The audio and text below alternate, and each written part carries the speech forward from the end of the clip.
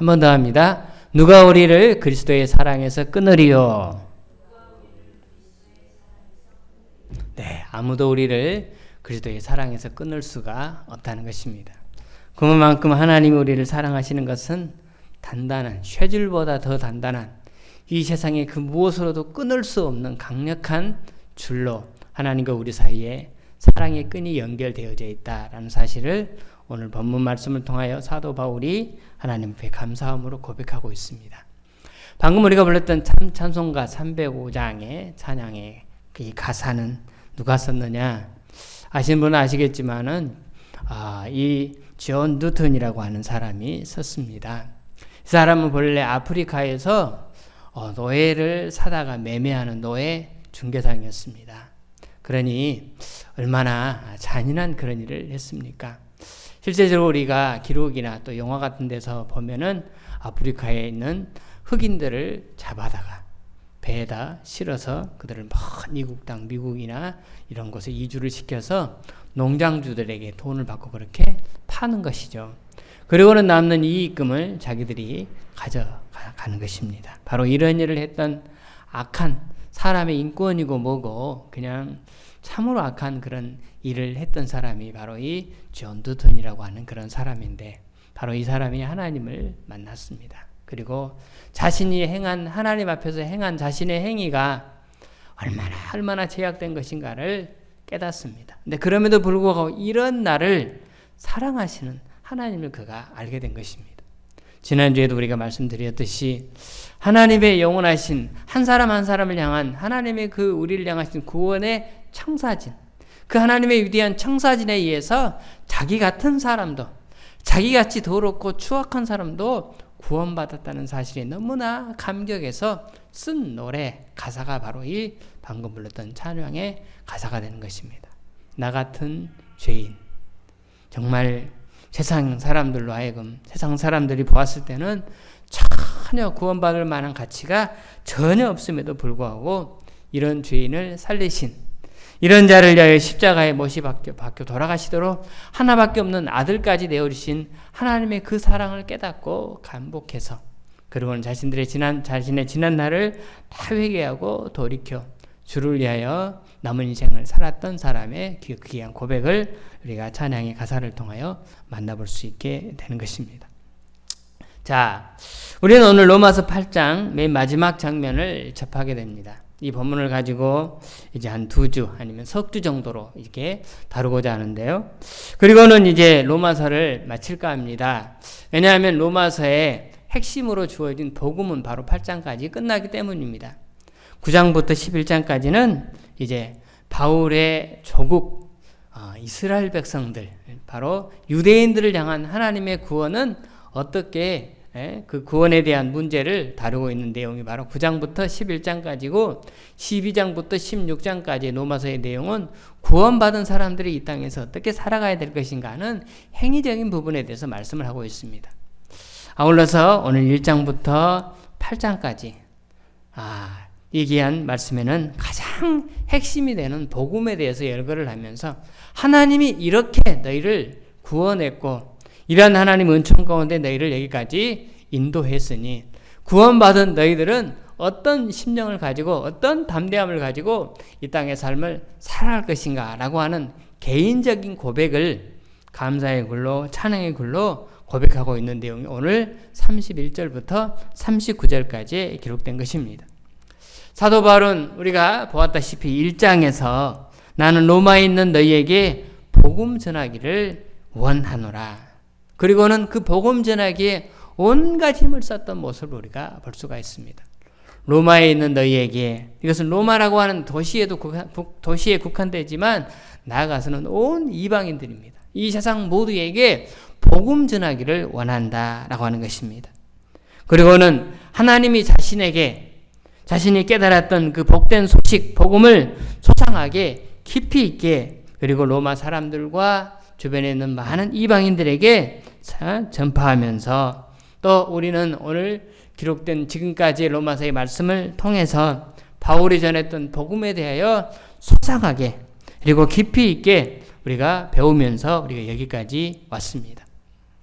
핵심이 무엇이었습니까? 바울은 하나님의 진노 아래에 있는 우리 인생들의 모습이 얼마나 절망적인가를 폭로하는 데서부터 출발을 해서 그 가운데 구원받은 하나님의 백성들, 곧 예수 그리스도를 통하여 예수 그리스도를 믿는 자가 어떻게 구원을 받아 그들의 삶이 어떻게 영화롭게 되는 것인가를 지금껏 설명을 했던 것입니다. 이 정도면 복음을 이미 다 설명을 했습니다. 이제는 더 이상 복음에 대해서 설명할 것도 없고 더 이상 설명할 필요도 없습니다. 그래서 오늘 우리가 읽은 31절 바로 앞에 있는 30절 맨 끝에 그들을 또한 영화롭게 하셨느니라 라는 말씀을 통하여 복음의 마지막 단원을 그가 그 페이지를 이제 끊는 것입니다. 복음의 마지막 단원이라고 말할 수 있는 그들을 또한 영화롭게 하셨다라는 말씀을 통하여 이 모든 과정을 마치는 그런 장면으로 수록이 되어져 있습니다. 여기까지 복음은 다 이야기했다는 것입니다. 이렇게 복음에 대하여 모든 것을 다 이야기하고 밝힌 다음에 바울은 자신이 그 복음에 대해서 지금껏 전하면서 어떻게 감격했는가, 얼마나 그 감격이 컸는가 하는 것을 그 복음을 들은, 그 복음을 깨닫게 된 자기 자신이 다가오게 된 그러한 감격이 얼마나 컸는가라는 사실을 우리가 31절부터 39절 말씀에 우리가 기록된 내용을 통하여 우리 읽을 수 있는데요. 특별히 31절 말씀 보면 이렇게 시작되죠. 우리 31절 말씀 한번 다 같이 다시 한번 합니다. 시작. 그런즉 이 일에 대하여 우리가 무슨 말 하리요? 만일 하나님이 우리를 위하시면 누가 우리를 대적하리요? 자, 그런즉 이 일에 대하여, 이 일이 무엇입니까? 하나님께서 우리를 아시고 우리를 또한 구원받을 사람으로 정하시고, 그리고 구원받을 사람을 정한 그들을 하나님이 부르시고 그들을 예수 믿도록 믿게 해서 의롭다 하시고 그리고 완전한 예수님의 형상을 담도록 영화롭게 하셨느니라 라고 하는 이 구원의 5가지 모든 청사진을 가리켜서 이 일이라 라고 말씀을 드릴 수 있습니다. 그래서 이 일에 대하여 우리가 무슨 말을 하리요? 더 이상 우리로서는 언급하고 자시고 할 필요가 없이 완전한 구원이 내 안에 이루어졌습니다 라고 하는 고백입니다. 그러기에 만일 하나님이 우리를 위하시면 누가 우리를 대적하리요? 이렇게 말합니다. 자, 이렇게 좋은 복음을 주신 하나님이 너무나 좋은데, 너무너무 좋은데 더 이상 여기에 대해서 무슨 말이 더 이상 필요하겠느냐라고 하는 것입니다. 여러분, 우리는 너무 좋고 너무 기쁜 일을 만나면 어떻습니까? 할 말을 잃어버렸다라고 할 정도입니다. 할 말을 잃어버려서 그만큼 좋아. 또 반면에 너무 정말 얼토당토한 일을 만나도 우리가 할 말을 잃어버렸어라고 이런 감정적인 그런 고백을 우리가 할 수 있습니다. 여기서 말할 때 사도 바울의 고백은 너무나 기뻐서 너무나 행복해서 그 기쁨을 감출 수가 없어서 너무너무 좋으니 더 이상 무슨 할 말이 있겠느냐라고 하는 것을 말하는 것입니다. 너무 좋고 너무 기쁜 일을 그가 만나서, 그래서 그 감격을 가지고 31절부터 39절까지 본문을 통하여 정말 100번 죽어도 마땅한 죄인이요 죄인 중에 계수된 나를 만세전부터 미리 아시고 정하시고 정하신 나를 부르시고 부르신 나를 의롭다 하시고 또 영화롭게 하신 그 하나님의 사랑을 생각하면 거기에 대해서 더 이상 무슨 할 말이 있겠느냐라고 하는 것입니다. 없다. 이 큰 구원을 주신 하나님을 생각하면 그 감격을 억누를 수가 없다라는 것입니다. 그 흥분을 감출 수가 없으며 그 기쁨을 숨겨놓을 수가 없다라고 그렇게 고백하는 것입니다. 이런 의미에서 바울이 오늘 고백하는 31절부터 39절의 말씀은 구원의 송가입니다. 구원의 송가. 구원에 대한 감격을 기쁨으로 그가 고백하는 것입니다.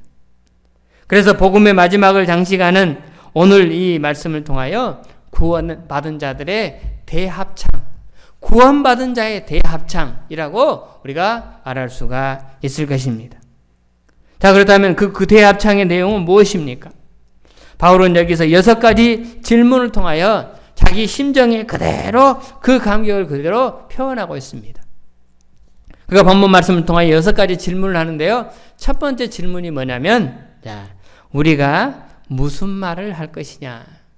전사님, 야, 한번 다 같이 합니다. 시작. 우리가 무슨 말을 할 것이냐. 거기에 대하여 하나님 우리를 구원하신 일에 대해 우리가 더 이상 무슨 말이 필요할 것이냐라고 하는 거예요. 더 이상 무슨 말이 필요 없다는 것입니다. 이게 첫 번째 고백이고요. 두 번째 고백은 누가 우리를 대적하겠느냐. 한번 다 같이 해볼까요? 시작. 누가 우리를 대적하겠느냐. 누가 우리의 구원을 반대하겠느냐. 어느 누구도 반대할 수 없다는 것입니다. 세 번째 한번 다 같이 합니다. 시작. 어찌 그 아들과 함께 모든 것을 은사로 주지 않겠느냐. 아들까지도 주신 하나님이, 아들까지도 십자가에 내몰아서 저와 여러분들의 죄를 정죄하기 위하여 죽이신 그 하나님이 아들도 주셨는데 다른 것을, 다른 너희들의 필요를 주지 않으실 하나님, 그런 분이 어디 있겠느냐. 하나님은 아들도 주셨으니 우리에게 모든 필요를 다 채워주신다라고 고백하는 것입니다. 네 번째로 다 같이 합니다. 네 번째 시작. 누가 우리를 송사 고발하겠느냐.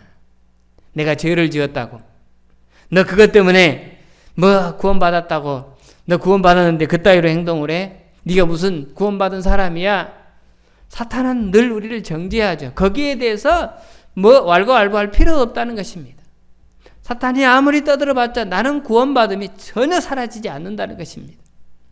누가 우리를 송사하겠느냐, 고발하겠느냐, 감히 나를 고발할 사람이 누가 있겠느냐라는 것입니다. 다섯 번째 다 같이 합니다. 시작. 누가 우리를 정죄하겠느냐. 비슷한 말이겠죠. 누가 우리를 정죄하겠느냐. 너 죄 그것 때문에 안 된다. 어느 누가 거기에 대해서 가타부타 말할 수가 있겠느냐. 그럴 존재가 아무도 없다는 것입니다. 마지막 여섯 번째 다 같이 봅니다. 시작. 누가 우리를 하나님의 사랑에서 끊어놓겠느냐. 누가 우리를 하나님의 사랑으로부터 끊을 수가 있느냐. 아무도 이 사랑에서 끊을 수 없다라고 고백합니다. 바로 이런 6가지 질문을 통하여 자, 마귀야, 덤빌 테면 덤벼봐라 하고 큰소리 치는 것입니다.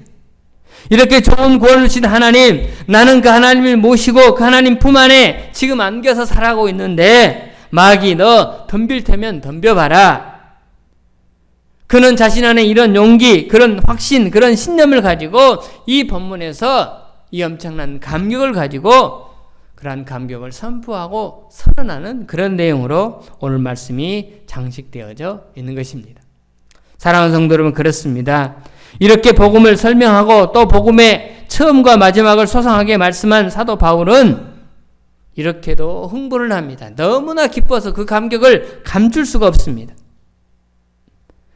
바울은 이 감격을 자신의 내면에 그냥 담아둘 수가 없어서 말할 수 없는 감동을 가지고 오늘 그는 큰 소리로 사람들 앞에서, 이방인들 앞에서, 또 그를 정죄하려고 하는 자신의 적대적인 그런 세력, 또 심적으로 자신을 약하게 만드는 그런 사탄 마귀의 세력들 앞에서 그는 큰 소리 치면서 당당하게 선포하며 나아가는 것입니다.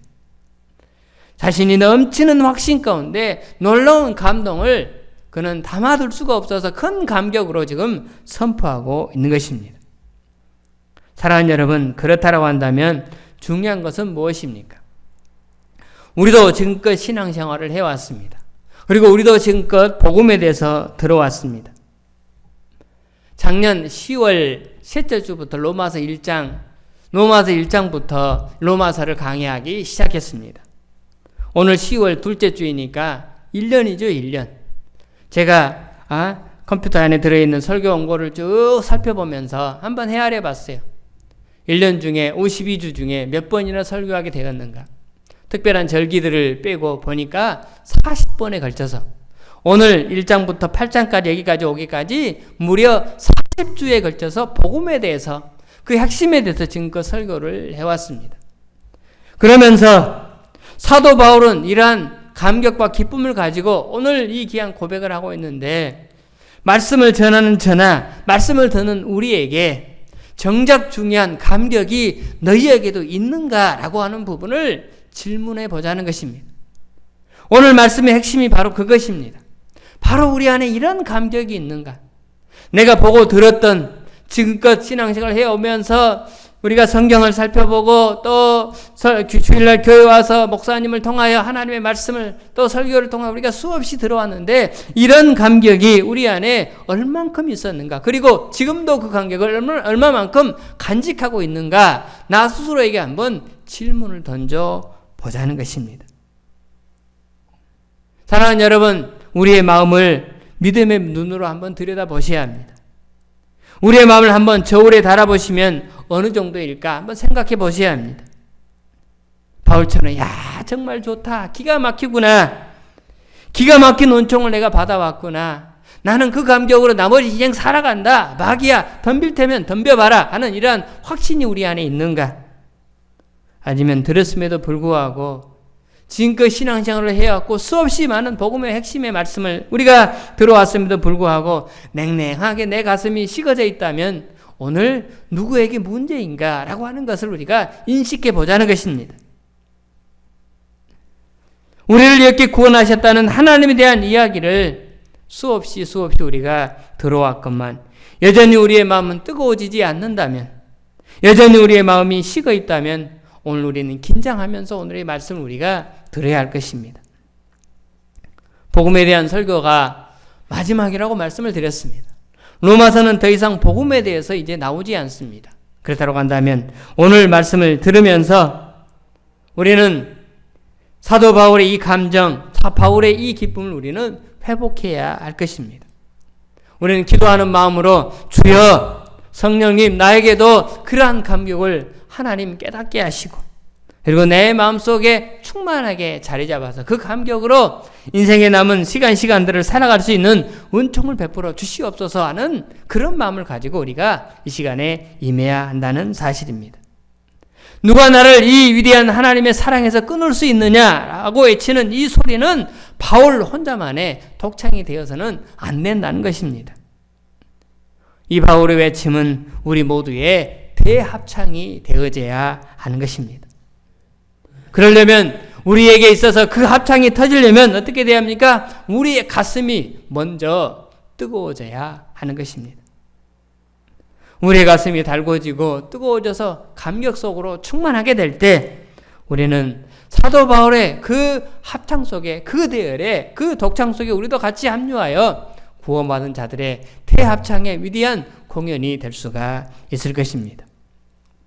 지난주의 주제, 아무도 흔들 수 없는 나의 구원이었습니다. 나를 향한 하나님의 위대한 구원의 청사진을 말씀을 했습니다. 나가 오늘 본문의 주제는 하나님의 나를 향한 구원이 얼마나 확실한 것인가를 사도 바울의 입장에서, 우리 자신의 입장에서 노래를 한 것입니다. 아무도 우리의 구원에 방해이거나 우리의 구원을 방해하거나 우리의 구원을 멈출 수가 없다라고 하는 것을 그는 선언하는 그런 내용의 장면으로 오늘 말씀이 구성이 되어져 있는 것입니다. 돌려서 말한다면 나의 구원받은 것은 틀림이 없습니다. 하늘이 무너져도 나는 반드시 구원받습니다 하는 것을 바울의 입장에서, 곧 우리 자신들의 입장에서 뜨거운 감정을 담아서 선포하는 내용이 그 말씀으로 구성되어져 있는 것입니다. 우리는 이와 같은 말씀을 가리켜서 이런 구원에 대한 감정을 이끌어서 구원의 확신이라고 그렇게 명명할 수 있습니다. 바울은 자신의 구원의 확신이 어느 정도 확고부동한가를 우리에게 자랑하기 위해서 이러한 확신을 흔들어 놓을 수 있다고 생각되는 세 가지의 가상의 적을 만듭니다. 나는 구원에 있어서 절대로 변함이 없어 확신을 갖지만 그럼에도 불구하고 우리 가운데 우리의 구원의 확신을 흔들어 놓는 가상의 적들이 있다는 것입니다. 그 시험이 될 수가 있고요. 그것들이 원수가 될 수가 있고요. 이런 적들이 우리 가운데 찾아올 수 있다는 것입니다. 그러면서 세 가지의 것을 말씀하면서 이 세 가지의 적에게 너희들이 지지 마라. 절대로 져서는 안 된다. 라고 그렇게 명명하고 있습니다. 첫 번째 적에 대해서 오늘 시간 되는 대로 한번 살펴보도록 합니다. 우리의 구원을 흔드는 첫 번째 적은 누구냐? 무엇이냐? 자, 첫 번째는 다 같이 합니다. 시작. 하나님의 사랑에 대한 회의를 품는 의심인 것입니다. 하나님이 우리를 사랑하시는데 그 사랑에 대해서 우리가 회의를 품어요. 의심이 가요. 과연 하나님이 나를 사랑하시는가? 나를 사랑하신다면 이럴 수가 있는가? 라고 하는 때가 우리에게 종종 찾아오는 것입니다. 이런 회의가 없는 믿음을 가진 사람은 이 세상에 아무도 없습니다. 회의가 없는 그러한 믿음을 가졌다라고 한다면 오늘 말씀을 들을 필요도 없을 것입니다. 그런데 여러분, 우리 모두는 다 믿음이 연약하기 때문에, 아니 이 세상에 아무리 강하고 큰 믿음을 가진 자라 한다 할지라도 그들도 회의 가운데 빠졌을 것입니다. 하지만 여러분이 회의한다고 해서, 구원에 대해서 의심한다고 해서 하나님의 구원이 사라지느냐? 절대로 그러지 않는다는 것을 말하기 위해서 회의해도 괜찮다는 것입니다.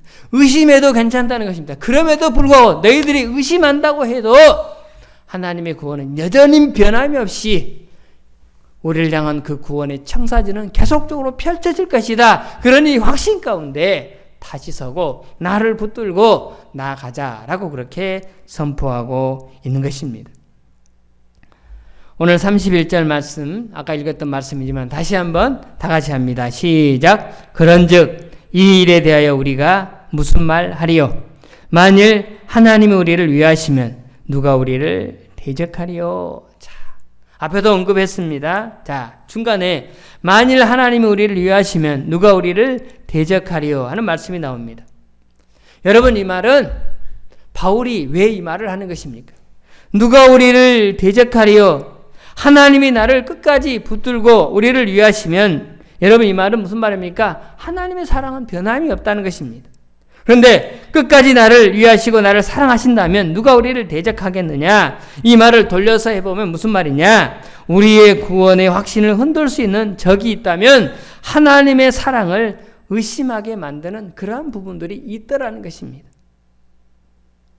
즉 무슨 말입니까? 어떤 의심이 우리에게 덮쳐도, 우리에게 다가와도 하나님의 그 사랑은 끊어놓을 수가 없다라는 것을 그는 말하기 위해서, 우리에게 용기를 주기 위해서, 우리에게 위안을 주기 위해서 오늘 이 말을 하는 것입니다. 하나님은 무조건적인 사랑을 쏟아서 우리를 죽음에서 구원해 주셨습니다. 그 사랑은 정말 우리를 위하는 위대한 사랑이었습니다. 그러므로 그 하나님의 사랑은 끝까지 변함이 없다는 것을 분명한 사실입니다. 하지만 안타깝게도 우리 인간들은 그 사랑을 믿지를 못하는 경우들이 종종 발생하더라, 그 말입니다. 야, 과연 하나님께서 끝까지 나를 사랑해 주시는가? 아니, 하나님이 끝까지 나를 사랑하신다면 이런 일이 내게 벌어지는가? 우리는 이렇게 의심을 합니다. 특별한 경우에 아마 두 가지 것일 때 의심을 하게 될 터인데요. 자, 내가 하나님의 눈에 들지 못하는 행동을 했을 때, 곧 하나님 앞에서 해서는 안 된 일을 했을 때, 내가 이렇게 살아간다면, 내가 하나님 앞에서 이런 불충을 저질렀는데 하나님이 나를 끝까지 사랑한다고, 이럴 때 누가 찾아옵니까? 마귀가 찾아오는 것이죠. 그리고는 우리의 회의에 의심을 계속적으로 던져넣는 것입니다.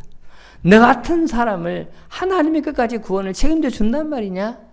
에이, 너도 한번 양심에 손을 놓고 생각해봐.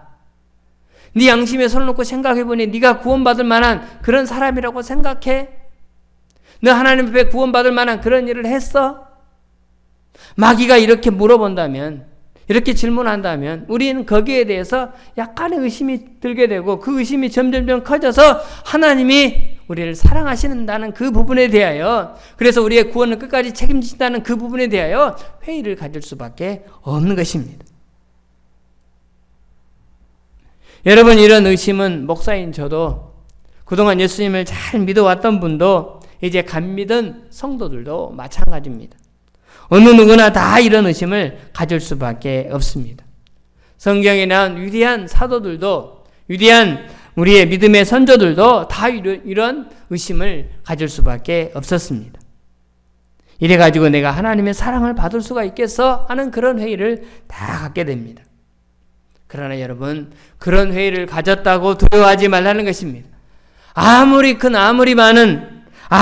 회의 가운데 빠졌을지라도 나를 향한, 여러분들을 향한 하나님의 그 구원은 여전히 변함이 없다라는 사실을 바울은 말하기 위해서 누가 우리를 하나님의 사랑에서 끊을 수 있겠느냐라고 계속적으로 언급하고 있는 것입니다. 또 여러분, 언제 우리가 이런 회의감을 갖습니까? 첫 번째는 내가 죄를 지었을 때죠. 이런 죄를 지은 나를 하나님이 끝까지 사랑하신다고? 그리고 두 번째는 뭐냐면 내가 이해하지 못하는 일들을 만났을 때죠. 내가 죄를 지어서 거기에 따른 대가로 하나님이 나에게 이런 징계를 한다면 우리가 이해를 합니다. 그래, 내가 하나님 앞에 부끄럽게 살았어. 떳떳하지 못했어. 그런데 그게 아닙니다. 나름대로 열심히 살았습니다. 성실하게 살았습니다. 죄와 정말 평생 죄를 짓지 않을 수는 없겠지만 죄와 싸우려고 최선을 다해서 노력했습니다. 그럼에도 불구하고 내가 아파요. 그럼에도 불구하고 내가 원하는 일이 이루어지지 않습니다. 나는 이걸 원했는데 원하는 만큼 이루어지지 못해서 내가 여러 가지 마음의 회의감이 찾아오는 것입니다. 여러분, 인생을 살면서 불행한 일이 닥치지 말라고 불행한 일을 원하는 사람은 누가 있겠습니까? 하지만 내가 떳떳하게 성실하게 살았음에도 불구하고 불행한 일이 나에게 찾아올 수 있다는 것입니다. 이런 일이 나에게 일어나게 됐을 때 우리는 하나님 앞에서 회의감을 가질 수밖에 없습니다. 어떻게 하나님이 그럴 수가 있느냐. 1년 365일 매일 새벽제단을 지키고 52주 매 주일마다 성전에 나와서 예배를 드리고 하나님 앞에 기도하고 주님 앞에 드릴 헌금을 다 드리고 매일 신실하게 성실하게 학교, 주일학교, 교사로 또 여러 가지 성가대 대원으로 봉사하고 지금껏 그렇게 열심히 살아왔건만 이런 그에게 안타까운 일들이, 원치 않은 일들이 발생하게 되었을 때 우리는 거기에 대해서 하나님의 사랑에 대한 회의를 품을 수밖에 없다는 사실입니다. 그렇게 되면 자연히 우리는 구원에 대한 확신이 흔들립니다. 그런데 여러분, 사도 바울이 뭐라고 말합니까? 여기에 대해서 뭐라고 말합니까? 만일 하나님이 우리를 위하시면 누가 우리를 대적하리요. 여러분, 이 말은 무슨 말입니까? 천만의 말이다, 그 말입니다. 우리 마음에 일어나는 사랑에 대한 회의도 의심도 그 무엇도 절대로 우리를 하나님의 구원에서 끊어놓을 수가 없다.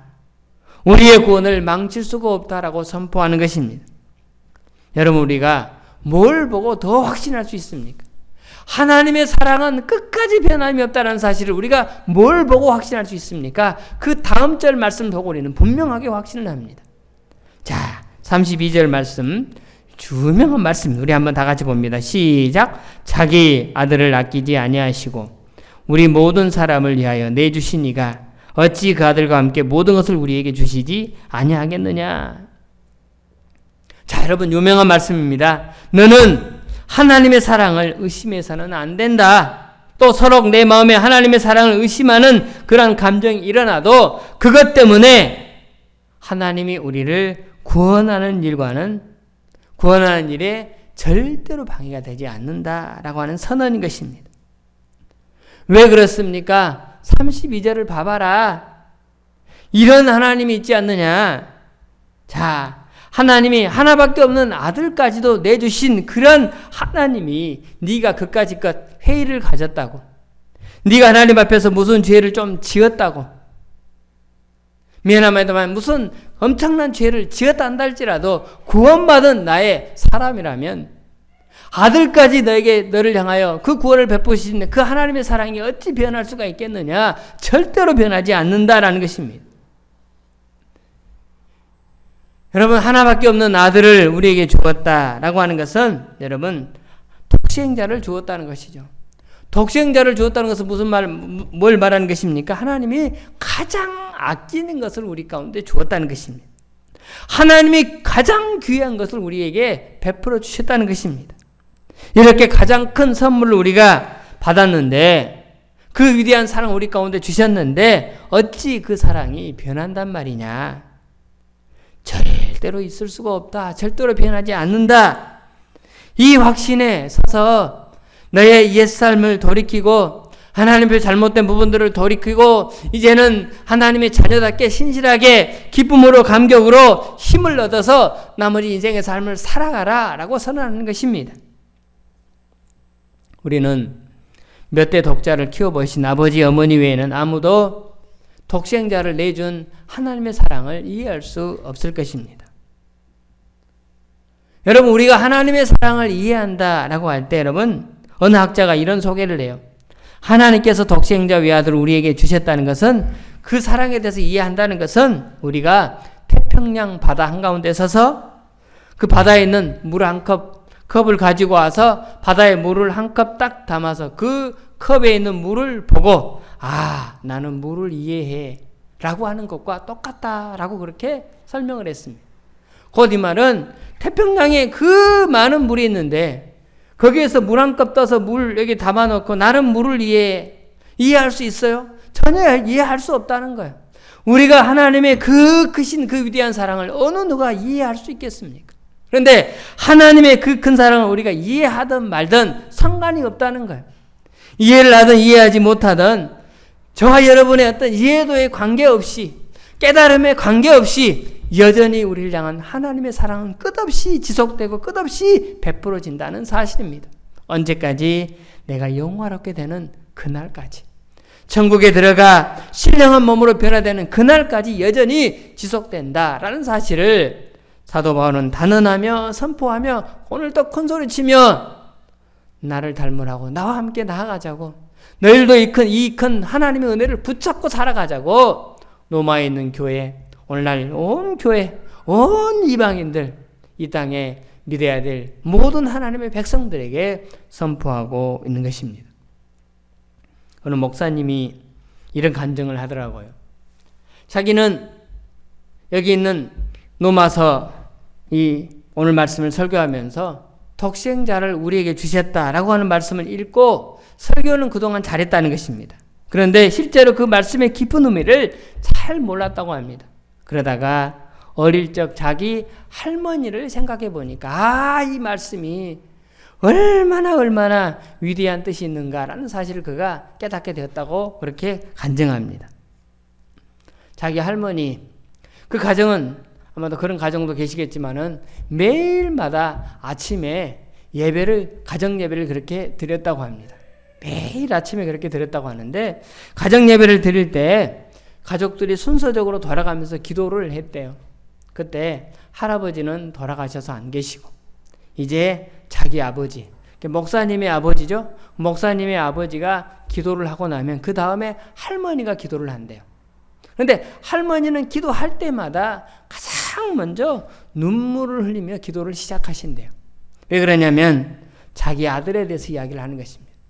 자기 아들이 4대 독자래요. 4대 독자. 그러니 그 아들이 얼마나 귀하겠습니까? 그리고 할아버지는 일찍 돌아가셨는데 하나밖에 없는 그 아들 4대 독자를 그 할머니가 키우기 위해서 가진 고생을 다 했겠죠. 너무나 귀하고 너무나 고귀한 그 아들을 키우면서 그동안 자신이 이제 나이를 먹고 이만큼 살아온 것을 생각할 때 너무너무 하나님 앞에 감사한 것입니다. 그래서 매일마다 기도할 때, 항상 맨 먼저 기도할 때, 기도를 시작할 때 하나님 아버지 하면서 울먹이기 시작하는 거예요. 그러면서 이 아들을 저에게 보내주셔서 감사합니다. 4대 독자인 그 아들을 자기에게 보내주셔서 감사합니다. 내가 이 나이 먹도록, 이 나이 늙도록 이 귀한 아들과 함께 살게 해주셔서 감사합니다. 매일 똑같은 기도를 그렇게 시작하고 매일 울고 한바탕 울고 난 다음에 아들에서 그렇게 기록한 다음에 그 다음에 다른 가족들에서 기도를 그렇게 하시더라는 것입니다. 이 목사님이 여기 있는 이 대목의 말씀, 독생자를 아끼지 아니하시고 내주신 하나님의 사랑을 할머니를 통해서 그가 깊이 깨닫게 되었다라고 그렇게 간증하는 내용을 들었습니다.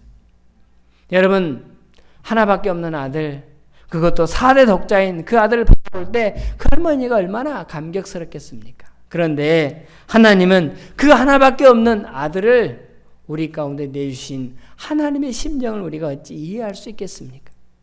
사람이 어찌 하나님의 그 심정을, 위대한 심정을 이해할 수 있겠느냐 그 말입니다. 그러기에 하나님의 그 심정을 어느 누구도 이해할 수 없다는 것입니다. 이해를 한다는 것은 어불성설이고, 이해를 한다는 것은 태평양에 있는 그 물 그 한 컵 떠가지고 그것 바라보고 아 물이 이렇다라고 하는 이 너무나 어리석은 그런 판단이라는 것입니다. 하나님은 참으로 독자까지도 아끼지 않고 우리를 향하여 그 위대한 사랑으로 내어 놓으셨습니다. 그 하나님이 여러분 내어 놓으셨는데, 여러분 우리가 꼭 알아야 할 것은 무엇입니까? 예수님을 십자가에 못 박은 분이 여러분 로마 군인이라고 생각하면 안 되는 것입니다. 예수님을 십자가에서 처형한 사람들이 여러분 처형하라고 내 재판장으로 했던 빌라도라고 생각해서도 안 되는 것입니다. 실제적으로 그랬어요. 예수님을 십자가에 못 박은 사람은 로마 군인이었고 빌라도는 가서 처형시키라고 그는 그 재판의 마지막으로 재판장으로 그렇게 선언을 했습니다. 그런데 그럼에도 불구하고 이 사실을 아셔야 돼요. 이 군인들을 통해서 못 박게 하신 분, 빌라도를 통하여 가서 죽이라고 선언하게 하신 분이 누구냐? 그분이 바로 하나님이라는 거예요. 아들을 죽이라고 내어놓으신 분, 명령하신 분이 누구냐? 하나님이라는 사실입니다. 여러분 왜 여러분 하나밖에 없는 그 아들을 내오면서 그를 죽이라고 십자가에서 그렇게 처참하게 죽이라고 내어놓으셨습니까? 예, 저와 여러분을 구하기 위해서입니다. 저와 여러분을 살리기 위해서인 겁니다. 저와 여러분을 향한 놀라운 유언의 그 구원의 창사진을 하나님이 이루시기 위함인 것입니다. 여러분 하나님이 이렇게 아들을 내주셨다라고 하는 부분이 성경에 여러 곳에 기록이 되어 있습니다. 이사야 53장 10절 말씀 한번 다 같이 보겠습니다. 53장 10절 시작. 여호와께서 그에게 상함을 받게 하시기를 원하사. 여기까지입니다. 여호와께서 그에게 예수 그리스도에게 상함을 찢기고 십자가에 못이 박혀 돌아가 죽는 그 일을 어떻게 했다고요? 원하사. 하나님이 원했다는 거예요. 그래서 내주었다는 것입니다. 여러분 로마서 4장 25절 다 같이 봅니다. 시작. 예수는 우리가 범죄한 것 때문에 내줌이 되고 누가 내줬어요? 하나님이 내줬다는 거예요.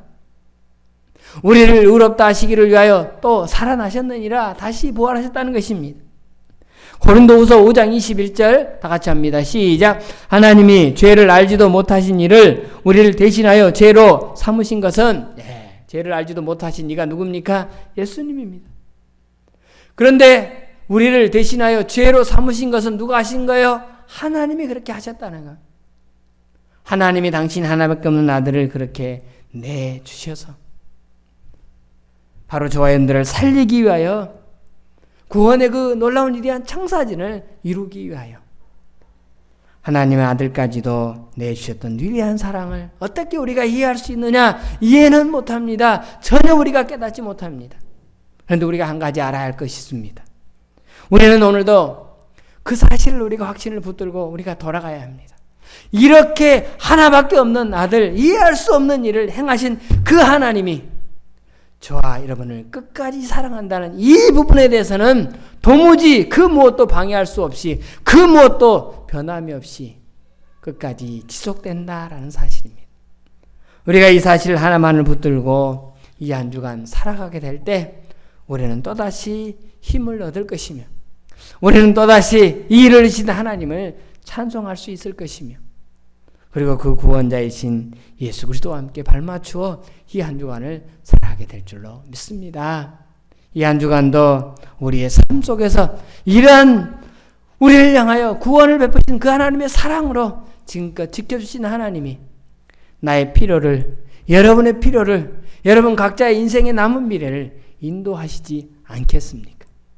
다시 한번 확신 가운데 거하면서 이 한 주간도 그 주님과 발맞추어 동행하면서 하나님이 우리를 향해 베풀으신 그 구원에 응당한 대가로 삶 속에서 베풀으신 그러한 커다란 은총들을 감격 속에서 누리며 사시는 저와 여러분 모두가 되기를 주님의 이름으로 축원합니다.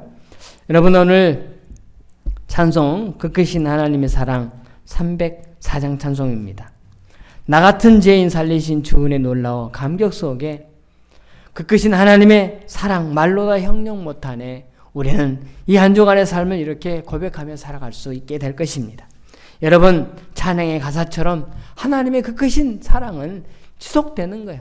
알고 믿고 누리며 감격 속에서 여러분이 한 주간 승리하는 삶 되시기를 바라면서 우리 함께 찬양으로 나가도록 하겠습니다.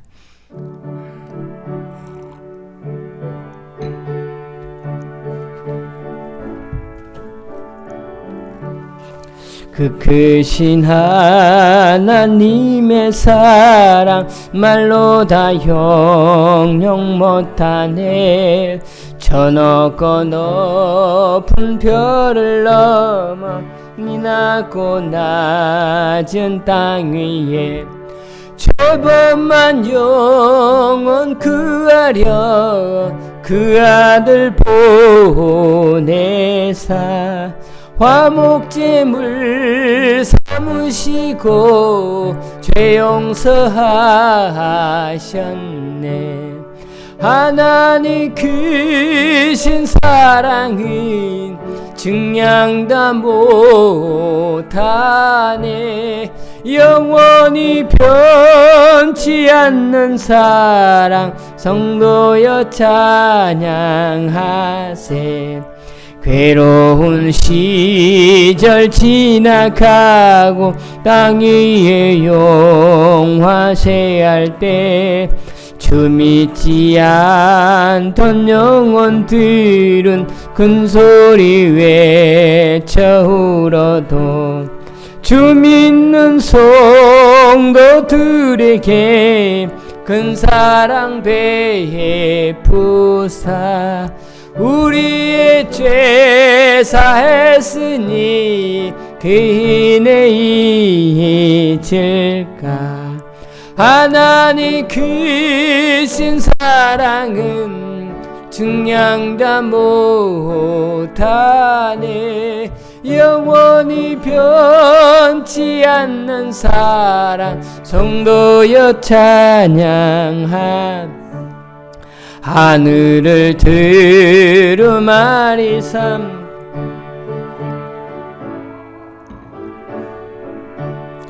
한없는 하나님의 사랑 다 기록할 수 없겠네.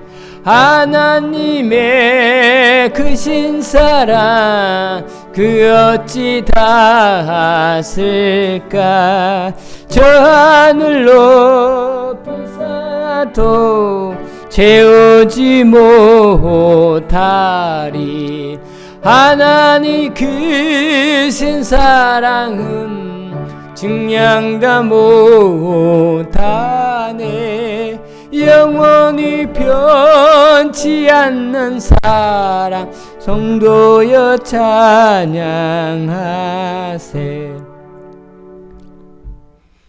우리를 향하신 하나님의 사랑에 그 무엇도 그 어떤 존재도 방해할 수 없고 막을 수 없음을 사도 바울은 감격 속에서 고백합니다. 그러기에 세상 속에서 넉넉히 이길 것이라고 확신하는 오늘 바울의 고백이, 바울의 이 찬송이, 바울의 이 송가가 혼자만의 찬송이 아니고 우리 모두의 대합창이 되어지게 하여 주시옵소서.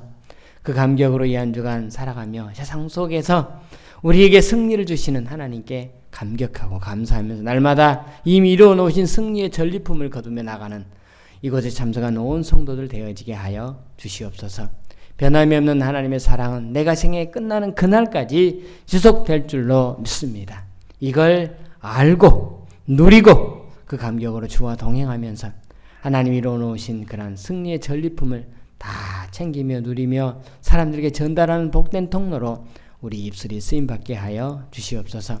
오늘도 그 감격을 소망하면서 이곳에 찾아와 예배를 드리며 예물을 드리는 손길 될 주께서 기억하시고 하나님께서 채우시고 넉넉히 역사하신 하나님의 비밀들을 맛보며 사시는 온 성도들 되어지게 하여 주시옵소서. 드려진 물질위에 아름다운 곳에 위대하게 쓰임받기를 소망하며 예수님 걸어가신 이름으로 기도드리옵나이다. 아멘.